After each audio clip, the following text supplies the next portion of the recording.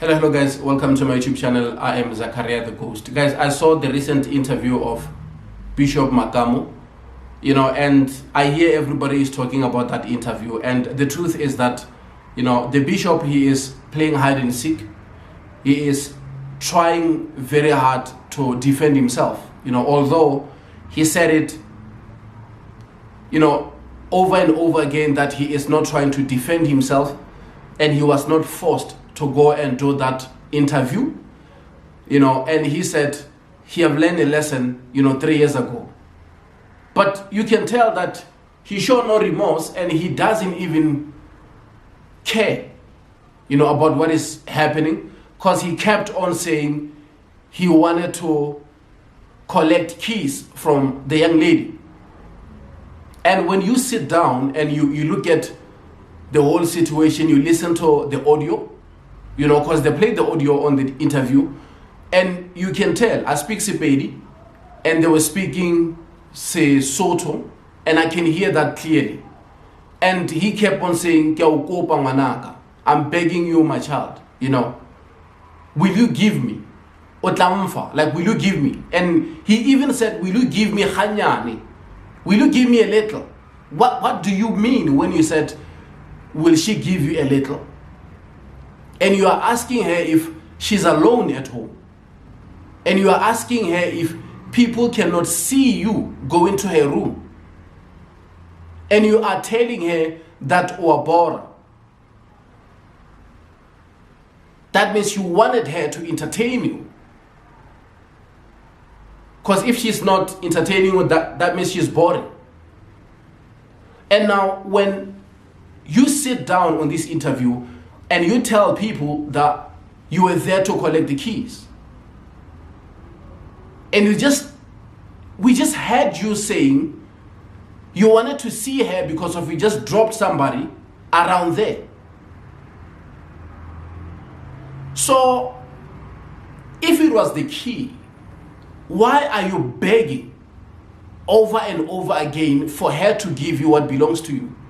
Because the keys are from the church, like you said. Just some of the things, we are not young. We can tell when somebody is trying to do the damage control. And we know that the bad, I will almost say is the bad always win and the good, they always suffer. But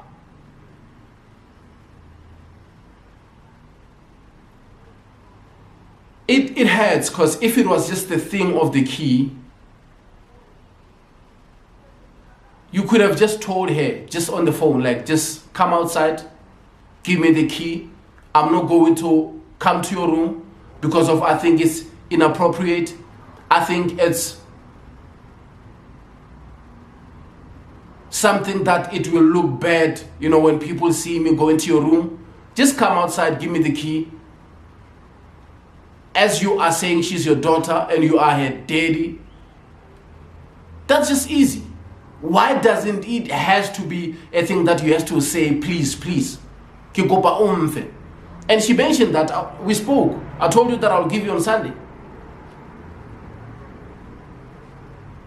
And that really shows that it wasn't the first time you guys having conversation. And now he is saying it was the first time he made that phone call. He spoke with that lady. But all along, he had the phone numbers, but he never called her. That was the first time he called her on that day. And when you listen to the conversation, you can tell that these people are talking a lot. Even on the phone, they're talking a lot. And she was working for him. Now he is trying to protect himself because of, now they're saying she was 17. Of course, she was underage. And he knows that because of she was working for him, he was actually abusing her. And which is not right. We hear a lot of sisters, they will tell you about the things that they're facing, to their workspace or where they're working, whereby, the boss will demand some crazy things. The boss will want to sleep with her. The boss will want to take advantage because of now they know that these people are, are desperate. She was 17. You know, she was supposed to go to school, finish her studies. And it looks like she couldn't afford paying for, you know, her studies. And that's the reason why she ended up taking a job, so that she can have at least money to educate herself. But now, the pastor is taking advantage because of, this is bad. This is really bad. And about Pastor Piri, I was just a bit shocked because he is like a chameleon. He is changing the color of his skin all the time. When he is with Bishop Zondo, he speaks nice, you know, to Bishop Zondo. He is defending him when he's with him. But when he goes, you know, to the next episode when Bishop Zondo is not there, he is talking things like witchcraft, which I was just a bit shocked. Because today he was defending Makamo. And I was just like, you need to pick a side. And when I look at Bishop Maponga, we thought he is the one who will speak sense. We thought he is the one who will, you know, ask Bishop Makamo some good questions whereby we will know exactly what really happened. And we were shocked to see him defending the bishop. The things that he was saying, he was just defending him. And he made it clear that he speak on the behalf of the pastors and bishops. But I was not shocked about it because of he is still dealing with that scandal. Because we saw, you know, there was a newspaper which reported, you know, the thing about him and the side chick. We know about it. That's the reason why he was speaking that way, because he was also defending himself. Because he was like saying, how can I speak bad and be hard on this guy while I'm still dealing with the same accusation? So I think these guys are talking tough when they want to talk tough, but when something is about to affect them, they are speaking like to defend, not even thinking about the victim. Because what happened, it was that Sihle Sibisi was like having the same problem not long ago, and we heard how Bishop Maponga was, you know, talking about these other pastors who are doing these bad things, who are sleeping with young girls in the churches and all these type of things. He was saying that on the national TV. But now because of it's Makamo and he want to protect him and he said that, I was disappointed. You know, I was disappointed, I have to be honest. He is one guy that I really respect a lot because of his speak from the African point of view all the time. When he speak, you know, you understand that he respect the culture, the African culture. He speak on the behalf of, you know, an African man, and he is educating a lot. What he says makes sense because he acknowledged the ancestors, he acknowledged the history, he acknowledged, you know, the pain that an African child dealt with, which is something that we can all, or most of us, can relate to. And he has been in a church, you know, been a bishop for many years. When he speak about African tradition and rituals and stuff, we understand exactly because of he is not young. He's been, you know, to different countries and he understands the cultures and he speak different languages. That's why we give him an ear. And on this episode, he was flat, but I understood that he is doing everything in his power, and he saw that as an opportunity of saying if he defend Makamo, that means he's also defending himself. Now they are painting women with the same color of saying they are accusing us of doing this and that.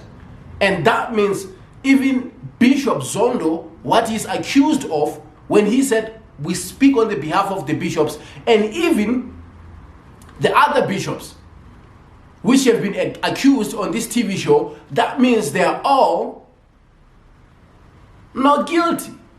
All these women are doing all these type of things because of they just want to get, you know, attention and get publicity. According to the way he speaks, when he say, I apologize on the behalf of the pastors, the bishops, and the so-called men of God, we have sinned against you, we have stole from you, we took your money, we did this and that, and the best thing that we have to do right now is to stop calling women, is to stop, you know, sending text messages to women. That's what he said. That means they are victims. But the truth is there are those who are wrongfully accused, and there are those who are doing these things. But he was defending, and I really liked how Pastor Makamo handled the situation. He was not in that same group whereby they are trying very hard to defend. He was like saying, but let's be honest. Let's talk the truth. You said, Makamo, you said the certain portion of ladies in the church, they want to sleep with the pastor. And by saying that, and you are accused of that, because you said it long time ago, did you misread the situation between this young lady and you thought maybe she falls under that percentage of people who you said they always want to sleep with the pastor? And he said it was a different story. He was quoting a book. When are we going to know every time when you speak about something, if it doesn't belong to you, it's something that you read from a book? Because he said he spoke about that because of he read it from a certain book. Like, who are you? You are talking about things that you had people saying, and now you want to say, today when you're in trouble, say it wasn't from you. It was from a book. I really liked how Pastor Makamo handled the situation. They tried to go and quote the Bible and talk about Apostle Paul when they talk about, is it okay for people to call the pastor daddy? Why do they want to be called Papa? Why do they want to be called daddy? The spiritual father is the thing of the earth that people are just inventing. So now Pastor Piri wanted to go to the Bible. Bishop Maponga also wanted to support Pastor Piri about quoting other scriptures of the Bible. And each time they want to execute something, they always want to go to the Greek language. In Greek, this word says this. No, stop hiding from languages. If you quote one thing in Greek, speak Greek language. Just speak that language for the entire hour. Because if you want to make us stupid, go and take one word from Greek language and want to come and quote it here, let's give you an hour whereby you can be fluent with the language. They cannot do that. They are doing that to hide whatever that they always want to hide or to win a conversation. We all read the Bible. And people who wrote the Bible, we all don't even know them. So people go and do certain things and want to go and get the Bible to defend whatever things that they're doing. And the good thing is, Pastor Makamo went to the Bible school. He studied the Bible. Now he explained it why it was said that way. Why things are done that way. Why Apostle Paul was saying that. So he explained everything. He was saying, let's not complicate things. Because this is the things on earth that people are doing so that they can, feel superior. Whereby the father is always the leader and the son and the daughter, they have to follow the father and obey what the father is saying. So they always command people to do certain things.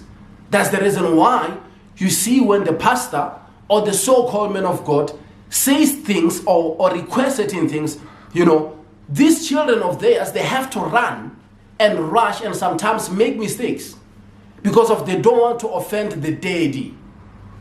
Papa said this, Papa said that. They have to obey that.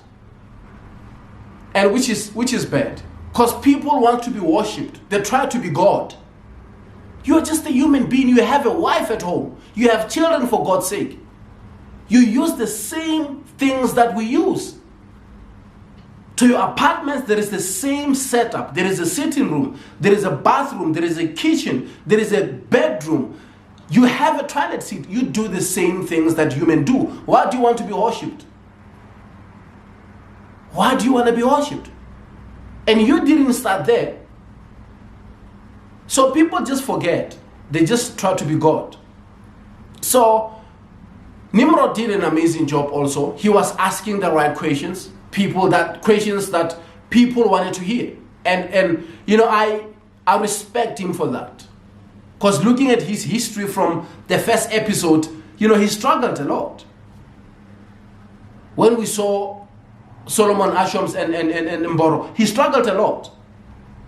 But now he has everything in order. And I'm grateful. You know, I'm happy to see him doing that. And so much is happening on the TV show.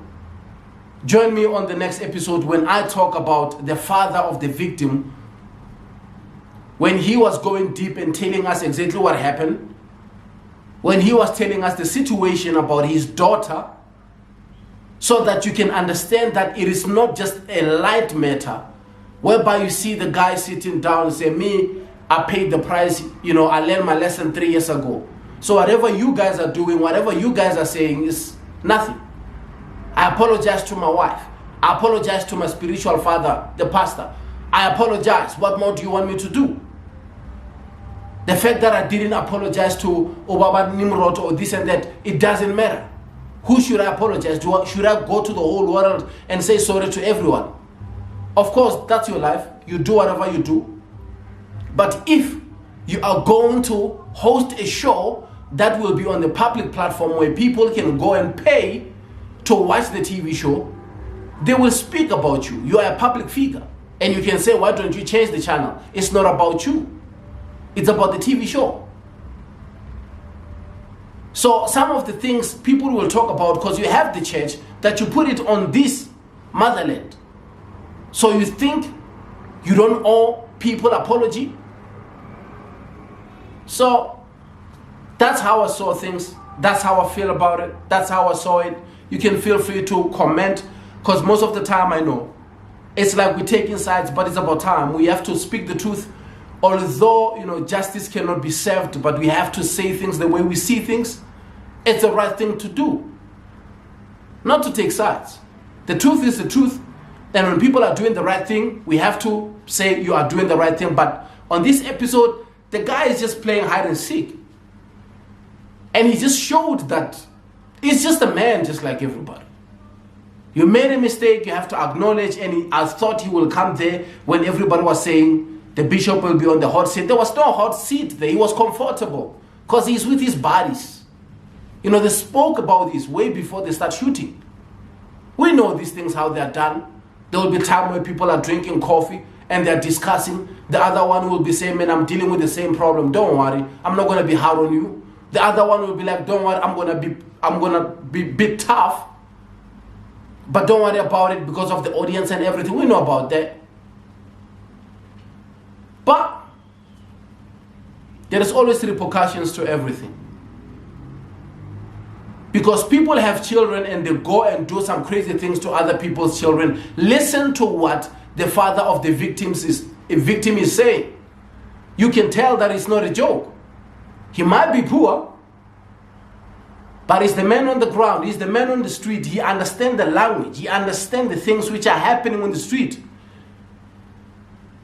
Join me on the next episode while I am talking about the Father. Thank you.